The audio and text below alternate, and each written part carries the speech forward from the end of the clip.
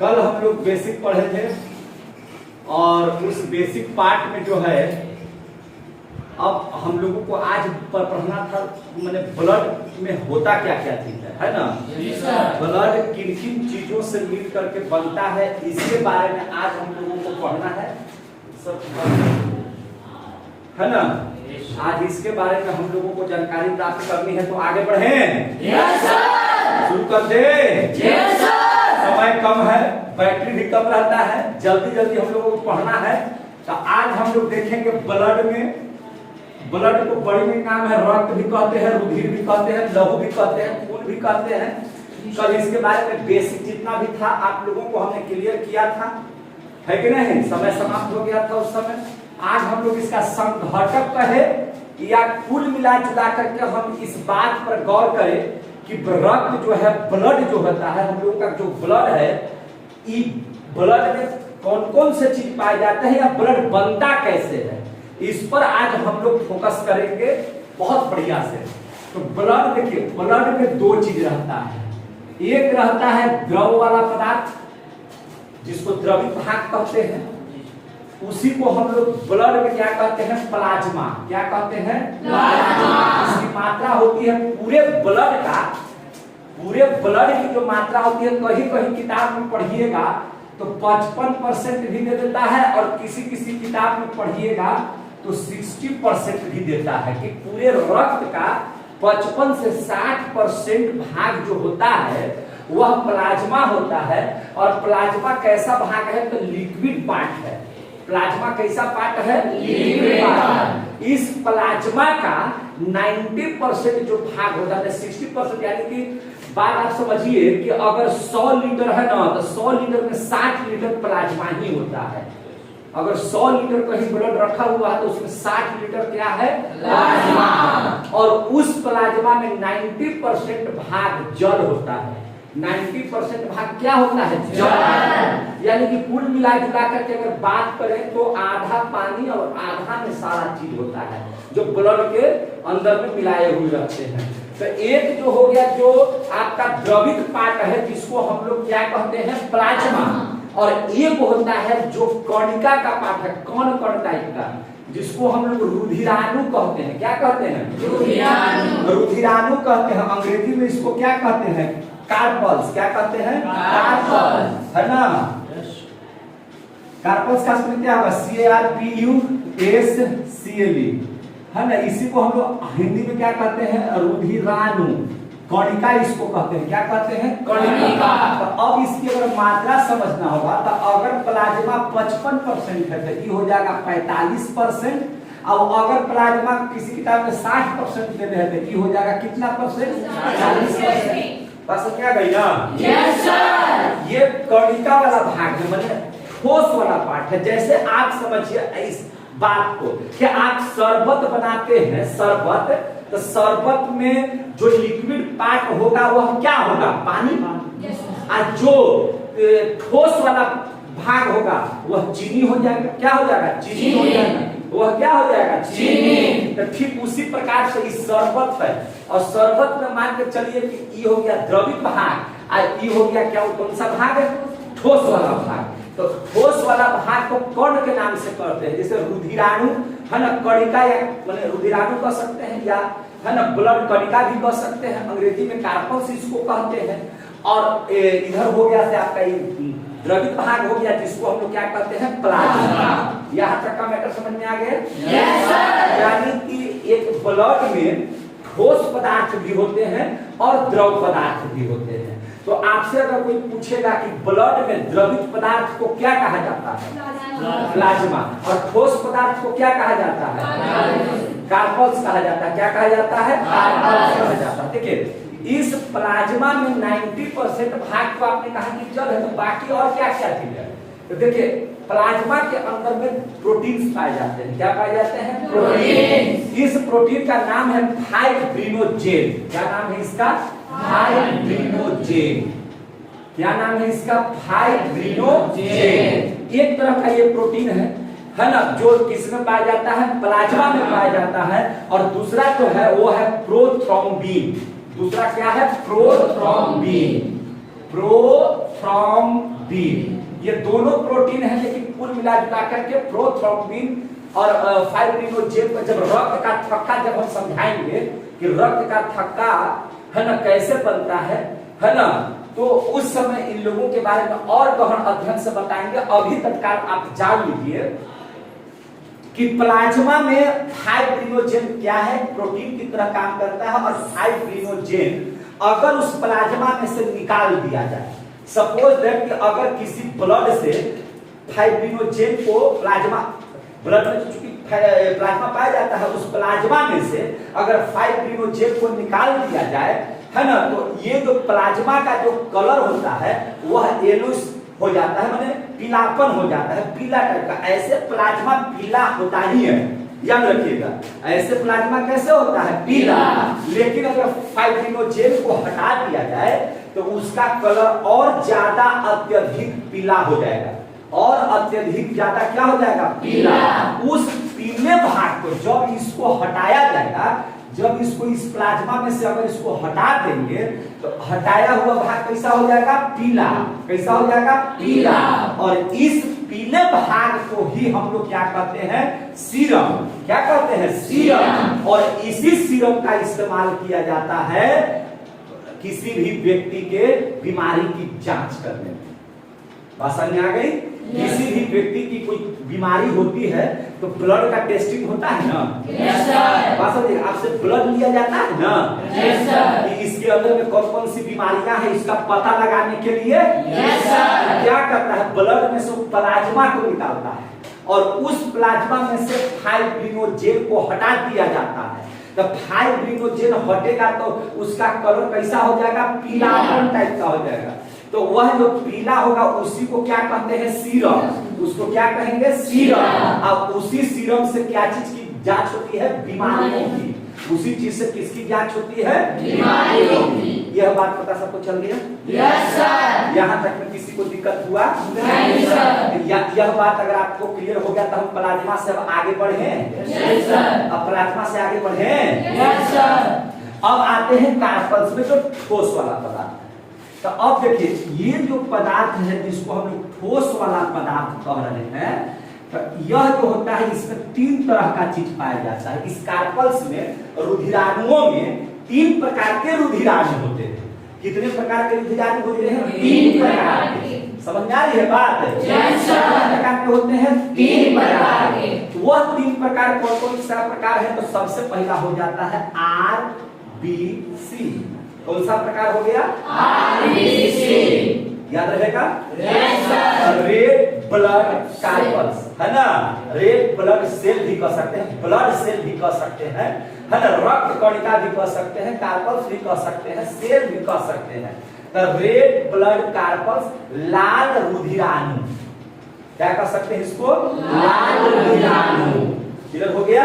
Yes sir. दूसरा जो होता है इसका नाम है WBC। क्या नाम है इसका, WBC।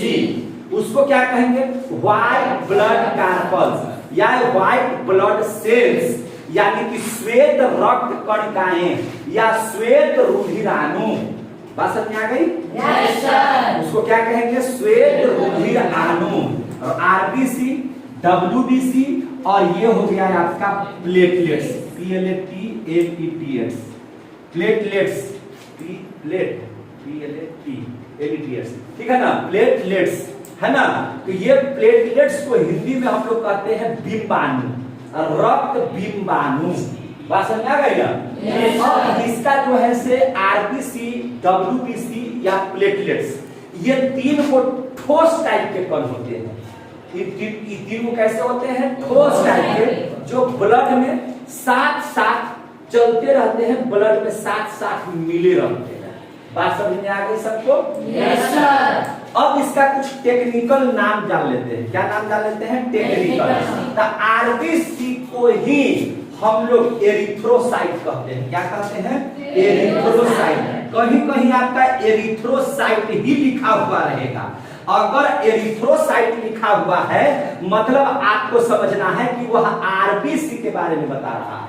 आरबीसी का बायोलॉजिकल या हम कह सकते हैं कि इसका टेक्निकल नाम क्या है, एरिथ्रोसाइट। याद रखें, जैसे कोशिका को हम लोग सेल कहते हैं, लेकिन उसका टेक्निकल नाम था साइटो। याद है ना, क्या बताया थे, साइटो बताए थे ना। से आरबीसी का टेक्निकल नाम क्या है, एरिथ्रोसाइट है। बात समझ आ गई ना। अगर हम डब्ल्यूबीसी की बात करें तो डब्ल्यूबीसी का आपका नाम पड़ेगा, टेक्निकल नाम ल्यूकोसाइट। क्या नाम पड़ेगा, ल्यूकोसाइट। याद रहेगा। इसका टेक्निकल नाम क्या है, ल्यूकोसाइट। क्या नाम है इसका, ल्यूकोसाइट। बात समझ आ रही है। yes, और प्लेटलेट्स की अगर चर्चा करें तो इसका जो टेक्निकल नाम है वह है थ्रोम्बोसाइट। क्या नाम है, थ्रोम्बोसाइट। और बाबू इस नाम को आपको ठीक उसी तरह से याद करना है जिस तरह से आपका आरबीसी, डब्ल्यूबीसी और प्लेटलेट्स आपके जुबान पर रहता है, उसी तरह से आपको आरबीसी का टेक्निकल नाम एरिथ्रोसाइट, ल्यूकोसाइट, थ्रोम्बोसाइट। क्योंकि आपके बुक्स वगैरह में आपके जो जितने भी किताब आप पढ़ेंगे उसमें ये कम लिखे रहेंगे और ये भाषा ज्यादा लिखी हुई रहेगी। अब आप सिर्फ आरबीसी जान रहे हैं, एरिथ्रोसाइट नहीं जान रहे हैं तो गड़बड़ी हो जाएगी। बात समझ आ गई ना। आप दोहरा दीजिए कि आरबीसी का टेक्निकल नाम क्या है, डब्ल्यूबीसी को हम लोग क्या कहेंगे, बायोलॉजिकल नेम, प्लेटलेट्स का क्या कहेंगे, बायोलॉजिकल नेम। यहाँ तक सबको पता हो गया। अब सिर्फ जान लीजिए कि हमारे शरीर में इन तीनों की मात्राएं ब्लड में कितनी होती है और कितनी होनी चाहिए। बात समझ आ गई ना, कितनी होती है और कितनी होनी चाहिए, ये बात जानकारी होना ना जरूरी है। yes, तो आप जान लीजिए कि एक स्वस्थ मनुष्य में, एक बढ़िया स्टूडेंट में, एक बच्चे की पढ़ाई के लिए अगर आप आगे जीवन में कुछ बनना चाहते हैं तो यह ब्लड नाम का चैप्टर एक विद्यार्थी के जीवन के लिए समझना बहुत जरूरी है। और जो इस बात को समझ लेते हैं वह विद्यार्थी बन जाते हैं और कुछ ना कुछ अपने जीवन में कर जाते हैं। लेकिन हम लोग सीधी सीधी बात जो है, बहुत सारे लोग आरबीसी, डब्ल्यूबीसी और प्लेटलेट्स का खेल नहीं जान पाते हैं, जिसकी वजह से बच्चे पर चाहते हैं कि हम दबाव देकर के पढ़ा दें तो वह बच्चा फलीभूत नहीं हो पाता है।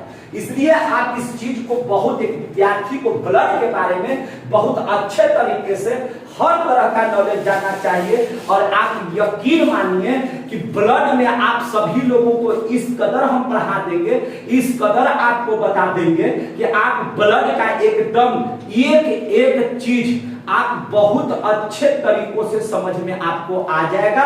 और एक बात आपको दिमाग में बना लीजिएगा कि आपको ब्लड जांच करने के लिए भी सिखाएंगे, क्लोटिंग के भी बारे में पढ़ाएंगे, रक्त परिसंचरण कैसे होता है यानी कि हार्ट के भी बारे में पढ़ाएंगे, ब्लड के ग्रुप के भी बारे में पढ़ाएंगे। साथ साथ ब्लड अगर माता का ये है, पिता का ये है, तो बच्चे में ब्लड कैसा बनेगा, इन सारी बातों को हम लोग फारे फार आपका जो है से बहुत अच्छे तरीकों से आपको हम बताएंगे और आपको बहुत अच्छा से समझाने की कोशिश हम करेंगे। बात समझ में आ गई? Yes sir. तो अभी हम इसकी संख्या को जान लें। तो आरबीसी को कहा जाता है कि यह सभी ठोस पदार्थों में सबसे ज्यादा मात्रा में है। और कहें अगर हम तो अगर जिस तरह से प्लाज्मा जो है द्रवित में सबसे ज्यादा है, तो उसी प्रकार से कार्बन्स में अगर सबसे ज्यादा संख्या और सबसे ज्यादा मात्रा की बात किया जाए और अगर इसका परसेंटेज देखा जाए तो 95% आरबीसी है। क्या है? 95% आरबीसी है। यानी कि पूरे ब्लड में इसकी मात्रा जो है यह 50 लाख होनी चाहिए। कितनी होनी चाहिए? 50 लाख होनी चाहिए। याद रहेगा? Yes sir. इसका क्या वर्क है हम पूरा आरबीसी को एकदम अलग से पढ़ाएंगे, फिर डब्ल्यूबीसी को भी एकदम अलग से पढ़ाएंगे, प्लेटलेट्स को भी बहुत अलग से पढ़ा करके आपको बताएंगे। ऐसे ही नहीं समझाएंगे, बहुत अच्छा से उसको हम लोग है ना पूरा एकदम डिटेल में उसको जानकारी प्राप्त करेंगे। अभी आप इतना जानिए कि आरबीसी की मात्रा है ना ब्लड में कितनी होनी चाहिए? 50 लाख। समझ में आ गया? Yes sir. डब्ल्यूबीसी WBC की मात्रा हम लोगों के शरीर में कितना चाहिए? 10,000। कितना चाहिए? 10,000। अच्छा एक चीज देख लीजिए, एक चीज और समझ लीजिए, 50 लाख भी लिखा हुआ रहेगा या कहीं कहीं देखिएगा 1 मिलियन में 10 लाख होता है तो 5 मिलियन लिखा हुआ रहेगा, यानी कि 5M करके भी लिखा हुआ रहेगा।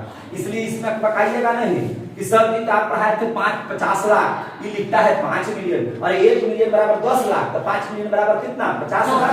तो याद रखिएगा 50 लाख या 5M भी लिखा हुआ रहे तो कोई दिक्कत नहीं है। ज्यादातर जैसे यूट्यूब में आप देखते हैं ना कि मिलियन में दर्शकों को बताया जाता है कि किसमें बताया जाता है? मिलियन में। 1 million is equal to 10 lakh. अगर 100 मिलियन हो गया तो 100 में 10 लाख से गुना कर दीजिए, उतना लोगों ने उस वीडियो को देख लिया। बात समझ आ गई ना? हाँ, 1 मिलियन बराबर कितना होता है? 10 लाख होता है। और ये जो ल्यूकोसाइट होता है यानी कि WBC होता है, ध्यान से रखिए, अभी पूछेंगे ट्रैक से पूछ लेंगे कि भाई WBC का बायोलॉजिकल नाम क्या है, RBC का बायोलॉजिकल नाम क्या है, प्लेटलेट्स का बायोलॉजिकल नाम क्या है, याद होना चाहिए आपके जुबान पर एकदम, है ना? जैसे RBC का क्या है? एरिथ्रोसाइट। WBC का क्या है? ल्यूकोसाइट। प्लेटलेट्स का क्या है? थ्रोम्बोसाइट। हम आपसे पूछ देंगे कि एरिथ्रोसाइट की मात्रा हमारे ब्लड में कितनी होनी चाहिए? तो 50 लाख। ल्यूकोसाइट कितना होना चाहिए? 10,000। थ्रोम्बोसाइट कितना होना चाहिए? 2 लाख। कितना होना चाहिए? 2 लाख। अगर इससे कम है तो आपका स्वास्थ्य खराब है। अगर इससे कम है तो आपके शरीर में कमी है। अगर ये कम है तो RBC की कमी है, अगर ये कम है तो WBC की कमी है, ये है तो ये इसकी कमी हो जाएगी। बात समझ में आ रही है? Yes sir. जीवन काल समझ लीजिए कि कितना दिन तक जिंदा रहता है, ठीक है? ये जीवन काल इसका जानना जरूरी है कि यह कितने दिनों तक जिंदा रहता है। तो RBC हमारे शरीर में, ब्लड में 120 दिन तक, कितना दिन तक? 120 दिन तक जिंदा रहता है, ठीक है? इसकी आकृति में सब पढ़ाएंगे, गोल चपटा सारा चीज बताएंगे, है ना? RBC के जीवन काल कितना है? 120 दिन का है, याद रहेगा? तो कोई दिक्कत नहीं है। कोई आपसे पूछेगा कि एरिथ्रोसाइट का जीवन काल कितना होता है? 120 दिन। कोई दिक्कत नहीं सर। कोई आपसे पूछेगा कि ल्यूकोसाइट का, जैसे देखिए कहीं कहीं बुक में दिया हुआ रहेगा 4 दिन भी, या किसी किसी बुक में दिया हुआ रहेगा 1 दिन में, कि प्रतिदिन जन्म लेता है प्रतिदिन मरता है कि नहीं? इसको भी हम लोग सारा चीज को हम लोग देखेंगे और आपको समझाने की हम कोशिश करेंगे। वैसे आपको किताब में मिल जाएगा लिखा हुआ 4 दिन के आसपास में। अगर 1 दिन भी देता है तो बहुत ज्यादा पकाने की जरूरत नहीं है, लेकिन ज्यादातर आपको देगा कितना? 4 दिन। तो इसका जीवन काल कितना होता है? 120 दिन का। इसका कितना होता है? 4 दिन का। और प्लेटलेट्स का अगर हम लोग बात करें तो इसका जीवन काल देता है 7 दिन का। कितना दिन का? 7 दिन का। बात समझ में आ गई सबको? Yes sir. ये बोर्ड आपका भर चुका है, इसमें अब जगह है नहीं, तो हम लोग न है तो RBC, WBC और प्लेटलेट्स की चर्चा अगले बोर्ड पर करेंगे तो कोई दिक्कत नहीं। तो सबसे पहले आप लोग क्या कीजिए, इतना समझ में आ गया? Yes sir. क्लियर हो गया इतना सारा चीज? Yes sir. इस पे एक बार बता दीजिए, ब्लड जो होता है, ब्लड में द्रवित पदार्थ और ठोस पदार्थ, जाने कि दोनों चीज होता है। तो इस आधार पर ब्लड को कितने भागों में हमने बांट दिया? 2 भाग में। द्रवित भाग को क्या कहेंगे? प्लाज्मा। इसकी मात्रा पूरे ब्लड की कितनी होती है? 60% बोलिए ना, 60% बोलिए ना, कितना होता है? 60%। को याद रखिएगा 60%। कितना याद रखिएगा? 60%। और कार्बन की मात्रा हमारे शरीर में कितना होता है? 40% होता है। अब प्लाज्मा में कौन कौन से प्रोटीन्स पाए जाते हैं? और एक और ये जो सीरम है वह क्या है? पीला भाग है। सीरम माने कैसे बनता है? तो जब अगर प्लाज्मा से फाइब्रिनोजेन को हटा दिया जाता है ना, तो क्या बन जाता है? सीरम, जिससे क्या होता है? बीमारियों की जांच। सीरम से बीमारियों की जांच। अगर आपका कोई खून लेकर के जांच कर रहा है डॉक्टर, तो वह सीरम को निकाल लेता है। क्या करता है? सीरम से उसकी जांच कर लेता है। अगर हम लोग कार्बन्स की बात करें तो कार्बन्स को हिंदी में क्या कहेंगे? ये कितना %? 40%। ये कार्बन्स कितने तरह के होते हैं? पहला का नाम बताइए। दूसरा का नाम बताइए। तीसरा का नाम बताइए। RBC का टेक्निकल नाम? WBC का टेक्निकल नाम? प्लेटलेट्स का टेक्निकल नाम? RBC या एरिथ्रोसाइट्स एक ब्लड में कितना होना चाहिए? 50 लाख। इसका जीवन काल कितना है? 120 दिन। WBC कितना होना चाहिए? 10,000। इसका जीवन काल कितना है? 4 दिन। प्लेटलेट्स कितना होना चाहिए? 2 लाख। इसका जीवन कितना है? 7 दिन। यह बात जितने लोगों को समझ में आई तो आप जो खुशी मना रहे होंगे वो आप अपना बजा सकते हैं।